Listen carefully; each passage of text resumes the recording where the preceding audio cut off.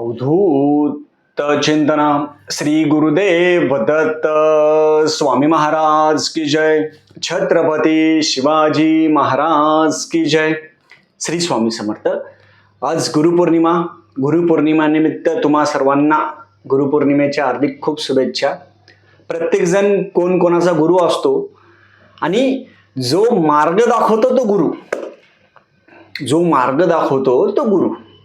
मग आज आपण प्रत्येकाने गुरुचरित्र पारायण केलेलं आहे. गुरुचरित्रामध्ये पण वर्णन आहे बघा. गुरूंची सेवा केल्यानंतर ब्रह्मा विष्णू महेश्वर तिन्ही देव अवतार घेता, आशीर्वाद देण्यासाठी येत असतात. म्हणून गुरूंची सेवा महत्वाची. मग आज गुरुचरित्र पारायण खूप जणांनी गुरुपौर्णिमेनिमित्त केलं. मग तसं उद्यापन आज करायचं आहे. उद्यापन करताना खूप जण म्हणणार की दादा आमचा उपवास असतो गुरुपौर्णिमेचा, आज सत्यनारायण पूजन पण करायचं आहे, त्याचा पण उपवास आहे. मग गुरुचरित्राचं उद्यापन कधी करायचं, उद्यापन कधी करायचं, कसं करायचं, त्याच्याबद्दल मी आज पूर्ण माहिती सांगणार आहे. चॅनलवर पहिल्यांदा आला असेल तर अवश्य सबस्क्राईब करा, म्हणजे येणारे नवीन व्हिडिओ श्री स्वामी समर्थ महाराजांचे गुरुचरित्राचे आणि नवनाथ पारायणाबद्दल माहिती भेटेल. जसं गुरुचरित्र पारायण 7 दिवस आपण वाचन करतो, ब्रह्मचर्याचं पालन करतो, बाहेरचं काही खात नाही, भूमिशयन करतो म्हणजे जमिनीवर झोपतो, हे 3 नियम तरी फॉलो करायला पाहिजे. कमीत कमी हे 3च नियम मेन आहे. ब्रह्मचर्य मोस्ट 7 दिवस ब्रह्मचर्य पाळणं महत्वाचं आहे. तुमचं 7 दिवस ब्रह्मचर्य पाळणं होत असेल तर तुम्ही खरं वाचन करू शकता, त्या पात्रतेचे तुम्ही आहात. आज करायचं असेल आपल्याला, आज उपवास असेल, आज पौर्णिमा आहे, आज सत्यनारायण पूजन पण सगळ्यांनी आपापल्या घरी करावं. मग आज सगळ्यांना विनंती आहे की आपण जेव्हा उद्यापन करायचं तर गुरुचरित्राचं उद्यापन हे कधीही 7व्या दिवशी करायचं. खूप जण फोन करून विचारतात गुरुजी 8व्या दिवशी चालेल का? नाही. ज्या दिवशी आपली गुरुचरित्राची समाप्ती होईल त्या दिवशी आपण महाराजांना वरण भात भाजी पोळी, जसं वाचायला महत्व आहे तसं उद्यापन करायला महत्व आहे. वरण भात भाजी पोळी आपल्या जसं जमेल, भाजी भाकरी तसं काही नाही, जे जमेल तो नैवेद्य करावा, आरती करायची, पोथीला नैवेद्य दाखवायचा. पोथीला नैवेद्य दाखवायचा, आपल्या देवघरामध्ये देवघराला त्यांना पण नैवेद्य दाखवायचा, देवांना पण नैवेद्य दाखवायचा. आणि नंतर नैवेद्य आरती करून ब्राह्मणाला शिदा दक्षिणा वस्त्र द्यायचं. कारण की गुरुचरित्राच्या पोथीमध्येच वर्णन आहे. कारण काय होतं, खूप जण म्हणतात आम्ही खूप गुरुचरित्र पारायण करतो, पण त्याचं उद्यापन करणं पण महत्वाचं आहे. नुसतं वाचन करून वाचन पूर्ण होतं. उद्यापन असं आहे की ब्राह्मणाला शिदा दक्षिणा वस्त्र द्या, किंवा गुरुचरित्राच्या पोथीमध्ये असं आहे की एक ब्राह्मण जोडपं आपण जीव घालावं.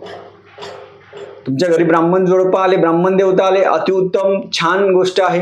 पाद्यपूजन करा त्यांचं. घरी आल्यानंतर पहिले त्यांचे पाय धुवा, पाणी असेल दूध असेल, पाद्यपूजन करायचं, गंधाक्षर द्या, दक्षिणा द्या, वस्त्र द्या. पाद्यपूजन करून त्यांना पण तुम्ही जेवण आहे ते देऊ शकता. नाही आले ब्राह्मण, त्यांच्या घरी जाऊन तुम्ही त्यांना शिदा दक्षिणा वस्त्र असेल पाद्यपूजन करून ते त्यांना द्या. तुम्हाला जर आता ब्राह्मणच नाही भेटले, खूप जण म्हणतात दादा आम्हाला ब्राह्मण नाही भेटत, मग तुम्ही संकल्प करून, संकल्प काय करायचा, हातामध्ये पाणी घ्यायचं, तुमचं नाव घ्यायचं, गोत्र घ्यायचं आणि म्हणायचं की 7 दिवसीय गुरुचरित्र पारायण किंवा 3 दिवसीय गुरुचरित्र पारायण आम्ही केल्यानंतर जे शिदा दक्षिणा वस्त्र आहे ते आम्ही दान देत आहोत, असं म्हणून तुम्ही ऑनलाईन दक्षिणा आहे ते मला सेंड करू शकता. जर तुम्हाला ब्राह्मण नाही भेटलात तर पहिले आपल्या एरियामध्ये गुरुजी बघा, त्यांना द्या, काही हरकत नाही. पण तुम्हाला नाहीच भेटला तर तुम्ही ऑनलाईन दक्षिणा आहे ती ट्रान्सफर करू शकता. मी माझा नंबर देईल, त्याच्यावर पाठवू शकता. पाठवल्यानंतर तुमचं नाव आणि गोत्र व्हॉट्सअपवर पाठवायचं. आपण महादेवांच्या यांच्या कार्यासाठी ते आपण पैसे वापरत असतो, किंवा गाणगापूरमध्ये आपण पैसे वापरत असतो. हे झाल्यानंतर आपलं उद्यापन होईल. नंतर आपण तो जो प्रसाद असतो तो प्रसाद घ्यावा. सगळ्यांनी घरामध्ये जेवण करायचं, सगळ्यांनी प्रसाद घ्या. आता गंमत अशी आहे की आज उपवास आहे, आज सत्यनारायण पोथी करायची. मग काय करायचं, आज उद्यापन असेल तुम्ही संध्याकाळी करा, पोथी वाचन होऊ द्या, पण संध्याकाळच्या वेळेस उद्यापन करा. आता तुम्ही कुठं मठामध्ये पारायण करत असणार, मठामध्ये, केंद्रामध्ये, कुठे भरपूर ठिकाणी. घरी पोथी आणल्यानंतर पोथीला नैवेद्य दाखवा, लक्षात ठेवा. किंवा तुमची पोथी कोणी वाचायला घेऊन गेला असेल त्यांना नैवेद्य आरती करायला लावा. किंवा तुम्ही घरी पोथी आणल्यानंतर पोथीला नैवेद्य आरती करायची, ब्राह्मणाला शिदा दक्षिणा वस्त्र द्यायचं. तुम्ही गुरुचरित्र पारायण करा, नवनाथ पारायण, स्वामीचरित्र किंवा जप किती असेल ब्राह्मणाला शिदा दक्षिणा वस्त्र द्या, तर आपलं पारायण आहे ते पूर्ण होतं. तर आज संध्याकाळी सत्यनारायण भगवानचे पूजन केल्यानंतर तेव्हाच आपलं जे उद्यापन आहे ते उद्यापन करावं. साधं सोपं. ज्यांना उपवास असेल, आता सत्यनारायण भगवानचा खूप जण उपवास करतात, ज्यांना उपवास नसेल त्यांनी दुपारीच उद्यापन करून घ्या. 12-12:30 वाजता केलं चालतं. जी पूजा मांडणी आपण केलेली आहे ती आज उचलायची नाही. काही काही जणांना काय असतं, गडबड असते, जास्त खूप गडबड करतात. गुरुचरित्र वाचायचं बसायच्या अगोदर गडबड, आणि वाचन झाले की कधी पोथी उचलायची नाही. ज्या दिवशी उद्यापन झालं त्या दिवशी पोथी तशीच ठेवायची. दुसऱ्या दिवशी, आता आज उद्यापन तुमचं झालं तर उद्या काय करायचं, उद्या सकाळी उठायचं, स्नान संध्या सगळ्या गोष्टी झाल्यानंतर अक्षदा व्हायच्या, फोटो ठिकाणी ठेवून द्यायचा, पोथी पण चांगल्या ठिकाणी पोथी ठेवून द्यायची जिथं आपला हात लागणार नाही, पोथी ठेवून द्यायची. आणि मग नंतर आपण त्याचं जे उद्या पूर्ण जे पोथी आहे ते उद्या उचलून घ्यायची. आणि उद्यापन झाल्यानंतर आपले सगळे नियम बंद होता, म्हणून तुम्ही आज गादीवर झोपू शकता, काही हरकत नाही आहे. तर अशा पद्धतीने गुरुचरित्र पारायणाचं उद्यापन करणं महत्वाचं आहे. लक्षात घ्या, अर्धवट करू नका. तर खूप जण म्हणतात मग आम्ही मुलं जीव घालतो. पोथीमध्ये कुठेही मुलं जीव घालायचा अर्थ नाहीये. लक्षात घ्या, गुरुचरित्राच्या पोथीप्रमाणे चाला. आपण काही हुशार नाही, आपण काहीच नाही. गुरुचरित्राच्या पोथीमध्ये काय आहे की ब्राह्मण सवाष्ण जीव घालणे, नाही भेटले शिदा दक्षिणा द्या. म्हणून काही काही जण मुलं जीव घालतात, ते तसं करू नका. मग तुम्ही म्हणता मग ब्राह्मणच का बरं जीव घालायचा, खूप जणांचा प्रश्न असतो. कसं असतं, आपण गुरुचरित्र पारायण करतो बरोबर. जेव्हा आपण गुरुचरित्र, सगळेजण गुरुचरित्र पारायण करता, तुम्ही करता, एक प्रश्न आपण स्वतःला विचारा. 7 दिवस आपण ब्रह्मचर्याचं पालन करतो, 7 दिवस गादीवर खाली झोपतो, गादी न वापरता खाली झोपतो, भूमिशयन, पालेभाज्या सगळं खातो आणि पावित्र्यता राखतो.